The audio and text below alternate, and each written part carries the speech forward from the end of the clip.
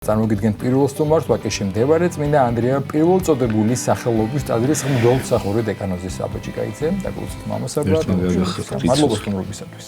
მადლობა მოწვევისთვის. დიდ მარხვის პერიოდში იმყოფებით და მარხვა არის ერთ-ერთი საუკეთესო საშუალება ასპარეზი, როგორც უწოდებთ, სულიერი განვითარების, სულიერი ზრდის. რაც არის დაუსრულებელი პროცესი ქრისტიანის, ადამიანის ზოგადად და მით უფრო ქრისტიანის და ეკლესიური ადამიანის და ზოგადად რამდენად მნიშვნელოვანია. ალბათ ყველაზე მეტად უკან მაშინ ვართ თუ მივხვდებით რომ რაღაცას მივახციეთ და რაღაცაზე მეტი ვართ სულიერებაში. და სწორედ ამ სულიერს დაზე გვინდა ვისაუბროთ და ეს ყველაფერი უფლის მინდობის გარეშე და უფალთან ურთიერთობის გარეშე ცხადია წარმოუდგენელია თავის მოტყუებაა და მეტი არაფერი. კი ბატონო, ნამდვილად ასე არის. ისე მარხვი დავიწყოთ, მართლაც ყველაზე საუკეთესო პერიოდი არის მარხვა, ამაზე ჩვენ არაერთხელ ვისაუბრეთ, იმისთვის რომ ადამიანმა რაღაც გარკვეული ნაბიჯები გადადგა სულიერ გზაზე და რაღაც წარმატებას მიაღწიოს. და ჩვენ გვაქვს დღეს ეს ასპარეზი მოცემული, მარხვა ზოგადად ყოველთვის ძალიან სასარგებლო ადამიანის სულისათვის და განსაკუთრებულად ალბათ ეს დიდი მარხვა, დიდი წმინდა მარხვა, რომლის დაწყებასაც მოწმეები ყოველთვის ერთმანეთს ულოცავდნენ ხოლმე, იმიტომ რომ ეს მართლა ძალიან ყველაზე ნოყიერი და ყველაზე სასარგებლო პერიოდი ადამიანისთვის. აი სწორედ იმისთვის, რომ გაიზრდოს სულიერად. ჩვენ დღევანდელი თემაც ამას ეხება, თუ როგორ უნდა გავიზრდოთ ჩვენ სულიერად და მართალბრძანეთ გახარო შეუძლებელია ეს ყველაფერი ღმერთის მინდობის გარეშე, იმიტომ რომ აი მოდი ვისაუბროთ აი რას ნიშნავს როდესაც ადამიანი ღმერთს ენდობა. ჩვენ ყველამ კარგად ვიცით საუფლო ლოცვა, რომელიც ღმერთმა გვასწავლა, ხო, მამაო ჩვენ. მოკლე ლოცვა თვითონ უფლისაგან, განკაცებული ღმერთისაგან, იესო ქრისტესაგან ასწავლე, მოციქულებისთვის და შესაბამისად თითოეული ჩვენგანისთვის და მისი ყოველი სიტყვა არის უმნიშვნელოვანესი. მე მაინც ესე ვიტყვი ხომ ესე პირობითად გამოვყოფ ხოლმე რა, რომ ყველაზე ნიშნულოვანი ადამიანისთვის და ყველაზე ალბათ რთული ცხოვრებაში განსახორციელებად არის სიტყვები იყავ ნება შენი. ჩვენ ხშირად უფალს მივმართავთ და თუ მოწმეები ვართ ალბათ მინიმუმ დღეში ორჯერ მაინც ვამბობთ დილასაღამოს ამ ლოცვას. და მექანიკურობამდე გვაქვს დასული ეს სიტყვები და ხშირად არ ვიაზრებთ და არ ვაცნობიერებთ და არ უღრმავდებით აი ამ სიტყვების რას ნიშნავს იყავ ნება შენი, როდესაც უფალს ვეუბნებით. ჩვენ ჯერ ვიტყვი რას არ ვაკეთებთ და მე ვიტყვი იმას როგორ უნდა ვიქცეოდეთ სინამდვილეში და როგორ უნდა ეშიფრებოდეს და აისახებოდეს ეს სიტყვები ჩვენში და ჩვენ ცხოვრებაზე. ჩვენ სამწუხაროდ ვეუბნებით უფალს ესე ბაგით რომ იყავ ნება შენი და რეალურად გვინდა რომ იყოს ნება ჩვენი. ნახეთ?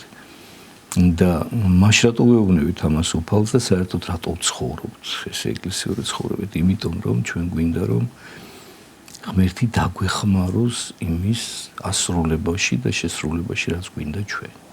ნახეთ? ანუ ჩვენ ღმერთს იქით ვკარნახობთ, ჩვენ მოგვერგოს.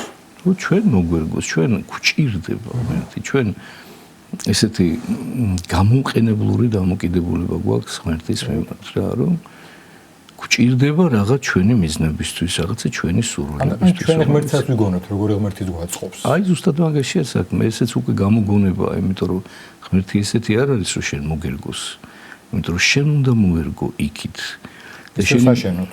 დიახ, ისევ საშენოთ, იმიტომ რომ ღმერთს არაფერი შეერჭირდება, აბსოლუტურად სწორი შენიშვნა და ნახეთ, რა ხდება. და ხშირ შემთხვევაში ადამიანი, რომელსაც გონია რომ ღმერთს ენდობა და რომელიც თulis რომ რაღაცა ცხოვრობს, რაღაცა სწორად ეკლესიურად, ხო? სინამდვილეში თავის მამებლად ცხოვრობს, აი ესე საერთოდ და ფიქრობს და ცდილობს რომ ასრულდეს მისი ნება. თავისებურად წარმოუდგენია სასუფეველიც, თავისებურად წარმოუდგენია უფალთან ურთიერთობას თვითონ ღმერთიც. და სულაც არ თulis რომ ვინმეს ჭკუის სწავლება ჭირდება იმაში, როგორ უნდა იყოს ის უკეთესად. და ხშირ შემთხვევაში, როდესაც არ ხდება ისე და არ სრულდება მისი სურვილები, რომელიც მან მოიფიქრა და ჩაიფიქრა, შემდეგ ადამიანი ნაწყენდება ღმერთსა და ალბათ თითოეულ ჩვენგანს გვინახავს გაბოროტებული ადამიანი უფალზე, ნაწყენები, გაბუტულები ხშირ შემთხვევაში რაღაც ამაზალისი ძაფრისახი აქვს ხოლმე იქ სახში ხატებს ჩამოხსნიან რაღაცას გადაყრიან გადმოყრიან და მოკლედ რა ვიცი და ბრაზდებიან ღმერთზე და რატო ბრაზდებიან ერთადერთია ამ ყველაფრის მიზეზი იმიტომ რომ ისე არ მოხდა როგორც მათ უნდათ როგორც მათ სთხოვეს ღმერთს ისე ღმერთმა არ შეუსულა და მე თითქოს ესე აყვედრიან უფალს რომ ღმერთო მე ეკლესიურად ცხოვრობდი მე ვარხულობ მე ლოცულობ მე აი ესე ვიქცევი დავდივარ წერალოცებს ვეზიარები და შენ ეს გთხოვე და შენ ეს არ შემისრულე რანაირი ღმერთი ხარ ახლა შენ და შენ გიყვარვარ ახლა მე და მე ბრაზდებიან თვითონ შეიძლება დავუყედოთ კიდეც რომ წერილს არ ვაცდენ ხო ზუსტად ხო დაინახე თითქოს სამაგიეროს გადახდის მიზნით მე ადამიანი ცდილობს რაღაცა ანგარებით ხო ხო და ეგ არის ზუსტად ანგარება ანუ აქ არ არის სიყვარული ღმერთისადმი და არ არის მინდობა ნახეთ ეხლა რა ხდება იმ დროს როცა ადამიანი მართლა გულწრფელად ენდობა ღმერთს როცა ადამიანი მართლა ენდობა ღმერთს ის იაზრებს თვითონ ღმერთის არსებას ნახეთ როგორია უფალი ის არის მამა ის არის მისი შემოქმედი ვინც შექმნა უდიდესი სიყვარულით ვინც არა მხოლოდ შექმნა შენ არამედ შენი გულისათვის თავი გაწირა ვინც არის ყოვლის მცოდნე და ვინც აი რაც ყველაზე მნიშვნელოვანია ახლა მინდა ვთქვა ყველაზე უკეთ და მათ შორის შენზე უკეთ იცის შენ როგორ უნდა იყო ყველაზე კარგად კი ბატონო შენთვის საუკეთესო რა ის შენთვისავე საუკეთესო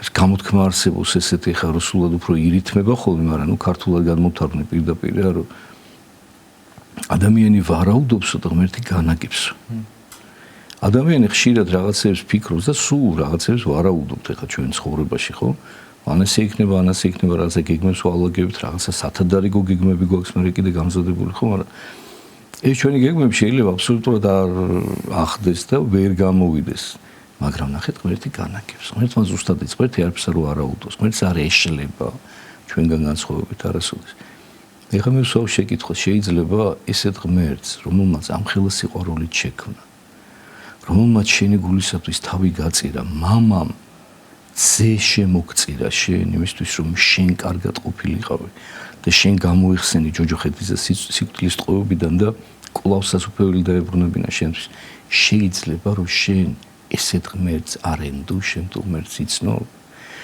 და ესეთ დროს როცა ადამიანი ამ ყველაფერს იაზრებს მე უკვე მართლა მთელი გულიდან წამოვა ის სიტყვები რა რომ ღმერთო იყავ ნება შენი და არა ჩემი გახსოვთ თავად განკაცებული იესო ქრისტეც კი ესე მიმართავს მამას დიახ როდესაც თავისი ადამიანური ბუნებით ჯერ აღმოხდება მას რომ ღმერთო ამაცილე ეს სასმისი თუ შესაძლებელია ნახეთ აქაც იმას ამატებს პირველივე თხოვნაზე იმას ამატებს თუ შესაძლებელია ამარიდევ და რატო ამბობს ამას იმიტომ რომ როგორც ღმერთმა წინასწარ ყველაფერი ზუსტად იცის რაც ელის მას ამხელად კივილიც ელის მორალურიც და ფიზიკურიც რა და ზოგსოგონია ეს ღმერთი იყო და შეიძლება ესე არ არის ის სრული ადამიანია თავისი ადამიანური უძლურებები და თავიდან ბოლომდე მტკივილებით ყველაფერი და მას გააზრებული აქვს ეს ყველაფერი წერია წმინდა წერილში მახარებელი ამბობს იმდანად განიცდიდა რომ ოფლის წვეთებთან ერთად სისხლის წვეთების გამოსდიოდა იმ ხელა განცდებში იყო ის რა და ის ქვაიცვარებოდა რომელზეც იდგა და ლოცულობდა შესთხოვს და როდესაც მეორედ და მესამედ შესთხოვს ეუბნება უკვე მამას რომ მამაო თუ არ არის შესაძლებელი ამის აცილება ანუ თვითონ ეუპასუხა საკუთარ თავს იყოს ნება შენ არა როგორც მეგნებავს არა როგორც შენ გნებავს ისე იყოს ნახეთ ეს თითოეული მოქმედება ხო სწორედ ჩვენ სასწავლებლად არის ხოლმე ჩვენს გასაწვრთნელად და ხო და იმას ვამბობ სწორედ სოფროი ის უნდა გაიაზროს ადამიანს ღმერთის რაობა უნდა გაიაზროს მის ცხოვრებაში რა და იმ როდესაც მიხვდება ადამიანი რომ ღმერთს იმაზე მეტად უყვარხარ ვიდრე შენ თვითონ გიყვარ შენი საკუთარი თავი ამის გააზრება ცოტა რთულია მაგრამ უნდა გაიაზრო რა აი ამას როცა მიხვდები მე უკვე შეუძლებელია რომელიც არ ინდო და მართლა მთელი გულიდან არ წამოვიდეს რომ შენი ნება იყოს უფალო და ოღონდ ნახეთ ეს ერთი არ ის თქვა ესეც კი რთულია რომ აქამდე მიხვიდე და ამოთქვა და კიდევ უფრო რთულია რომ მე ეს ყველაფერი განახორციელო ცხოვრებაში. შედეგის მიღებაც რთულია ხოლმე კი ვამბობთ ამ სიტყვებს, მაგრამ მე უკვე თუ აღიღებთ იმ შედეგს, რაც გვინდა, შესაბამისად. მაგას ვამბობ ზუსტად რომ ინახეთ. შენ შეიძლება ეს სიტყვები აქამდე მიხვიდე როგორმე და ამოთქვა გულიდან და უთხრა უფალს, მაგრამ მე მაინც ეს ერთჯერადი პროცესი კი არ არის. ეს არის ყოველდღიური არჩევანი.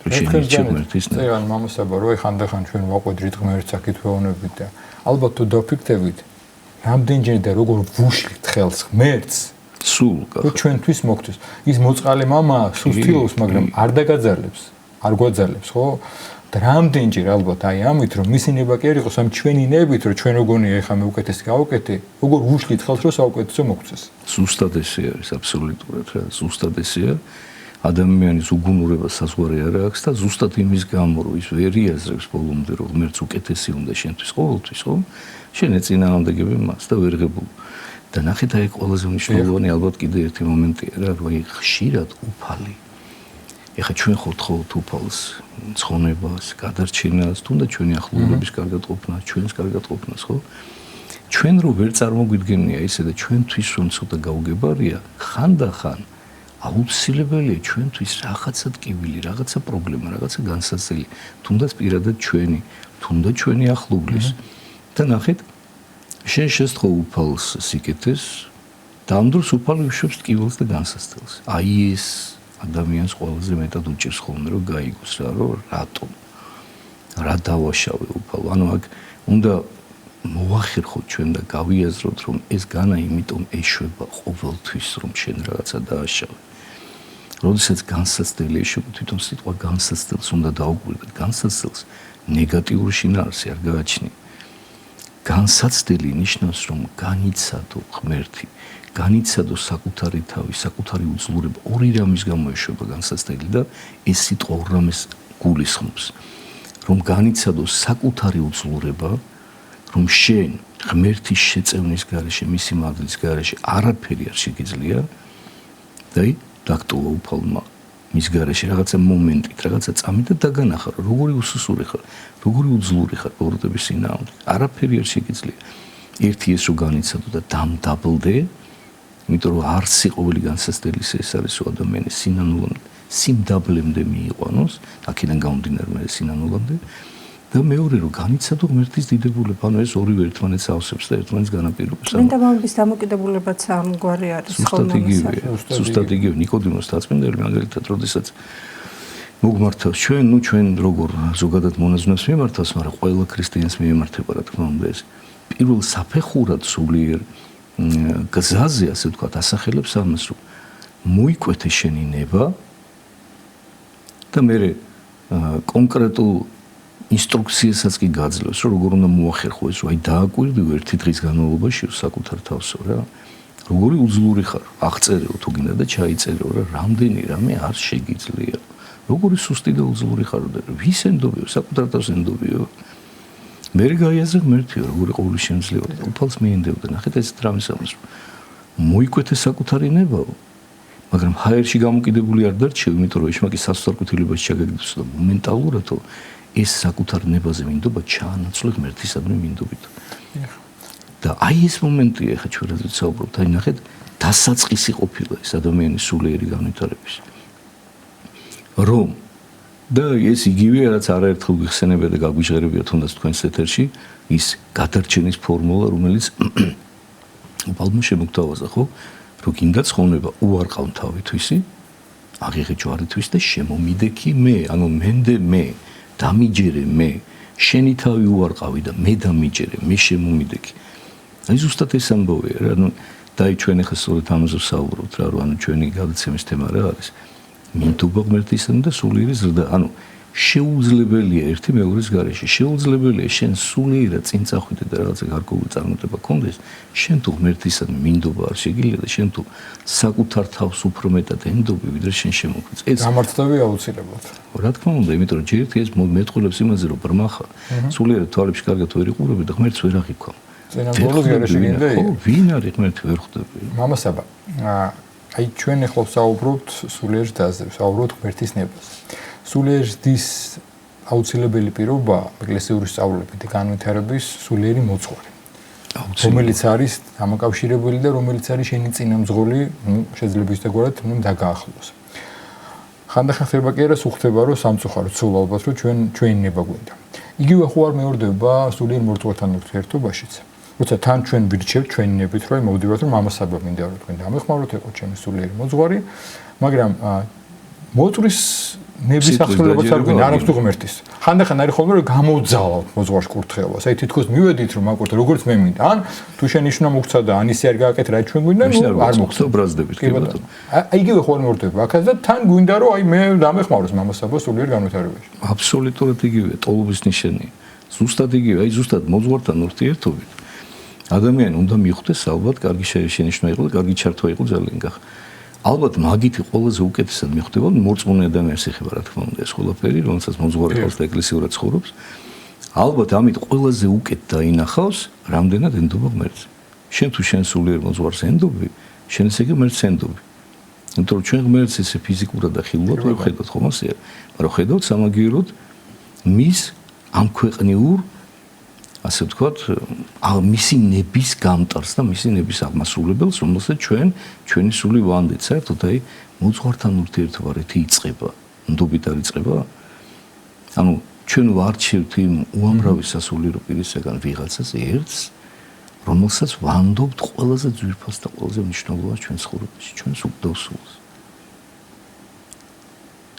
ადამიანს, რომელსაც ვეხსნებით ჩვენ ფიქრების დონეზე, ადამიანს, რომელსაც ჩვენ ესე თითქოს არასიტყვიერად ვეუბნევით რომ მე შენ უფრო მეტად გენდობი ვიდრე მე საკუთარ თავს ვენდობი მე ესეც არაერთხელ მithქვამს ხოლმე რომ მოძღვართან ურთიერთობაში მეთქი ისე ნახევრად ხუმრობით ვამბობ ხოლმე როცა შეხვდები მოძღვარს როგორ ახარ კი არ უნდა კითხო მეთქი როგორ ავარო ის უნდა კითხო იმიტომ რომ შენ უნდა ხვდებოდე და იაზრებდე იმას რომ ის უკეთესად აფასებს შენ სულიერ მდგომარეობას ვიდრე შენ თვითონ და უნდა შეაფასებინო მას, ნახე, იმიტომ რომ შენ შეიძლება გეგონოს რომ კარგად ახარ.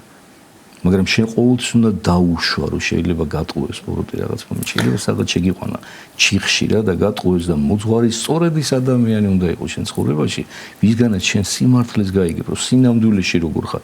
იმათ თუ დაგიდასტურა რომ კარგად ხარ, მე დამშვიდი. მოძღვართანაც ხო ხდება ეს გამოყენებითი მომენტი. აი ხა მარხვა და აი რაღაცა ხუმრობით არის ხოლმე მარხვის რო ვეძახით, რომ აი როცა მაწყობს მივედი მოძღვართან, როცა მაწყობს არ მივედი. როცა დამჭირდა დაურეკე პანაშვიდი მინათლობა მინდა, როცა აი გამოყენებთ ის კი არა რომ მივანდე და დაუშვათ მას ვემორჩ როგორც არის მორჩილებს ვეძახ. აი როცა მაწყობს რა, აი გამახსენდა რომ ეხა იცი რა ცოტა ვერავარ, მოდი ეხა ახსარებას ჩავაბარებ, მე დავიკარგე.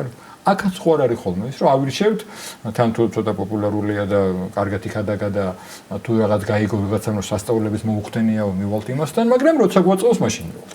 ზუსტად ესეა, მე ხო თქვი რომ ეს ტოლობის ნიშანი შეგვიძლია გავავალოთ მეთქი ახლა ის ზუსტად ერთი და იგივე და მაგით ვხვდებით ზუსტად ჩვენ როგორ ვენდობით უფალს და როგორი დამოკიდებულება გვაქვს ჩვენ ღმერთთან აი როგორი დამოკიდებულებაც გაქვს მოძღვართან როგორი მორჩილებაც გაქვს მოძღვრის მიმართ ისეთი მორჩილება გაქვს შენ ღმერთის მიმართ იმიტომ რომ შენ მოძღვრისაგან გებულობ ღმერთის ნებას აი ხო ითხოვ უფლისაგან რომ იყავ ნება შენი მიხვედი მე მოძღვართან და მოძღვარმა მოგცა რაღაცა კურთხევა ხო გაინტერესებს ღმერთის ნება აი მოძღვარმა გითხრა ღმერთის ნება რაც არის შენ თუ უფალს მართლა გულით ენდობი მოძღვრისაგან ყოველთვის ღმერთის ნებას გებულობ ყოველთვის მაგრამ აბა აი აქ ჩანს მე რომ მოძღვარმა კი გითხრა რომ აი ესე ქენი ესე მოიქეცი და შენ ხარ ამ ყოველფრის მიღები და შენ სრულებელი შენ გულში თუ გაჩნდა პროტესტი ესე იგი შენ არც მოძღვარს ენდობი და შესაბამისად არც ღმერთს არ ენდობი და ზუსტად ის სიტუაციაა რომ შენ შენი ნება გინდა რომ აღსრულდეს და ამისთვის გჭირდება ღმერთიც და გჭირდება მოძღვარის და თუ ამას არ შეგისრულებს არ მჭირდება არც ერთი და არც მეორე. მე რა სხვა მოძღვრების მოძებნა არა ის უფრო ლობიერი ყოფილა ის სხვა მოძებნა მაგრამ მოძღვარს ეძებ მე და იძებ ხო იწყება აი რაღაცა ბუდიალს და ხეტიალს და ჩემი ეს ხარში არც ერთ შენი მოსაწენ მოდელი არ არსებობს. დიახ. ამასავა თავდაპირველად თითქოს უფრო მეტად გულანთებული მიდის ადამიანი ტაძარში მოძღვარსაც ირჩევს ცდილობს რომ არ გააცდინოს შაბათ-კვირა იაროს წირვა-ლოცვაზე და შეიძლება ის დაგვარად ყველა ის წესი უხეშად ვთქვათ დაიცვას რაც არის საჭირო ხო იმისათვის რომ შეუდგე უფლისაკენ სავალ გზას. მაგრამ იწყებს ვითომ სულიერ განვითარებას, მაგრამ არის რაღაცა პერიოდი, როდესაც ფერხდება ეს სულიერი ზრდა. როგორ უნდა მიხვდეს ადამიანი, რომ სულიერად უკვე ის ვეღარ იზრდება და რა უნდა გააკეთოს ამისათვის? ჩემო კარგო, ამისთვის ერთადერთი ინდიკატორი არსებობს, ისევ და ისევ მოძღვრის სიტყვა. ნახე, შენი სულიერი ზრდა და განვითარება უნდა გადაამოწმო აუცილებლად სულიერ მოძღვართან. აი მე ხო ვახსენე და კიდევ ერთხელ გავიმეორებ, ადამიანი აი არსებობს ესეთი ძალიან ვერაგი მდგომარეობა და ამაზე ჩვენც გვისაუბრია, მათ შორის თქვენს ეთერშიც რომ არის ესეთი მდგომარეობა ამ პარტავნებისგან გამოწვეული ხიბლი. როდესაც ადამიანი არარეალურად აფასებს თავის სულიერ მდგომარეობას, როდესაც გონია რომ რაღაც სულიერ მდგომარეობაშია და ამ დროს სულაც არ არის იქ და ეს მხოლოდ და მხოლოდ მოჩვენება, მხოლოდ და მხოლოდ ილუზია ბოროტის ძალისაგან მისთვის შექმნილი რა. და იმისათვის რომ ამისაგან თავი დაიცვა, აუცილებელია ყავდეს სულიერი ავტორიტეტი. აი ჩვენ რომ მოწმობთ სწორედ ხო? ანუ შეიძლება შენ ღმერთის ხმა ესე არ გესმოდეს როგორც აბრაამს და მოსეს და მოციქულებს ესმოდათ იმის გამო რომ შენ არ ხარ ჯერ იმდენად სულიერად გაზრდილი და პირდაპირ უშუალოდ სული წმინდის ხმა არ გესმის, მაგრამ მოძღვრის ხმა ხო გესმის. და მოძღვრისაგან როგორც ვახსენეთ, შენ სწორედ ღმერთის ნებას გებულობ. და ამიტომ ყოველთვის უნდა გქონდეს იმდენი სიმდაბლე, უნდა შეინარჩუნოს რომ შენ მოძღვარს შეეკითხო. გადაამოწმო მასთან შენი სულიერი მდგომარეობა. აი როდესაც შენ სულიერი მდგომარეობის გადამოწმებას წვეთ, ეს არის უტყუარი ნიშანი იმისა, რომ შენ სხვაგან გადაუხვიე. აი ამის გადასარევი მაგალითია წმინდანები, რომ ვალდებულიც კი ვარ ჩვენ წმინდანების ცხოვრება ვიცოდეთ, რაც უფრო თქვა საპირისპირო, რაც უფრო მეც აღწევდნენ, ახლა წინვალე იყო მამაპაისის ფილმი, რომელიც ყველა ნახა. რაც უფრო მეც აღწევდნენ, თუნდაც რომ არაფერს არ მიუღწევიათ და მეორე. და უფრო მეტად ემორჩილებოდნენ მოძღვრს. და აუცილებლად მოძღვრის ნებას. და აქვე უნდა ითქვას ამის რომ მოძღვრებსაც ყავთ მოძღვრები. აუცილებლად. და არავინ არ არის კიდე ესია ადამიანი თუ ოდნავ სულიერად არის, ნუ წმინდანების მაგალითზე ვისახი, ჩემზე ვერ ვიტყვი რომ უფრო ხდება რომ თურმე ჯერ ამდენია გასაკეთებელი და როგორ შორს არის ამ სულიერ გზაზე სავალგაზე. აი ბოლოს აი ფაქტობრივად ერთი წუთი დაგჭა. მინდა კითხოთ იგივე თემით შევაჯამოთ, რომ რა ხდება იმ მდგომარეობაში თუ წლებია დავდივართ ბეზიარებით, აღსარებას ვაბარებ, ვაკეთებ სიკეთეს, თითქოს ყველაფერს აღვასრულებთ რაც გითხრეს, მაგრამ არაფერი ერთსოდ არ მოგვიშორებია. რაც ვიყავით იგივე ვართ. ეს არის ტრაგედია.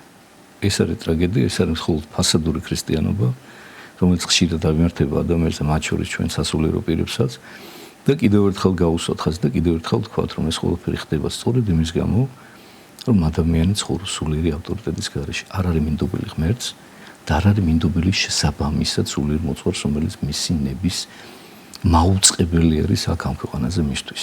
და თუ ჩვენ უფალსაც მივენდობით სულიერ მოძღვარსაც, ეს არის საუკეთესო დაზღვევა ჩვენი იმისთვის, რომ სწორად ვიაროთ სულიერი განვითარების გზაზე, თუნდაც მოკლე ნაბიჯებით, მაგრამ აუცილებლად წინ წავალ და აუცილებლად გავისწრებთ. დიდი მადლობა მამასაბამ, ძალიან საინტერესო საჭირო საუბრისთვის, რომელიც ძალიან ხშირად ალბათ უნდა შევახსენოთ ჩვენ თავებს და კიდევ ერთხელ ვთქვათ, რომ მარხვა არის განსაკუთრებული საშუალება და ასპარეზი ამისა და აქვე ისიც აი სულ ახსენებთ ხოლმე ჩვენ მარხვა რომ იწყება, რამდენიმე კვირა მალე გადის, მაგრამ აი ყველა მოძღვარი და ესეც ეკლესიის სწავლება, რომ არაოს გვიანი არ არის. დღეს შეგვიძლია, სულ შეგვიძლია, შევსვით კიდე შეგვიძლია და არ ვფიქრობთ რომ დამერღვა მარხვა ან არ მისულვარ და ახლა აღარ უნდა მივიდე. ალბათ და ზიარება. კი ბატონო, ეს არის ალბათ საჭირო და ნამდვილად. დიდი მადლობა მამასაბა საუბრისთვის.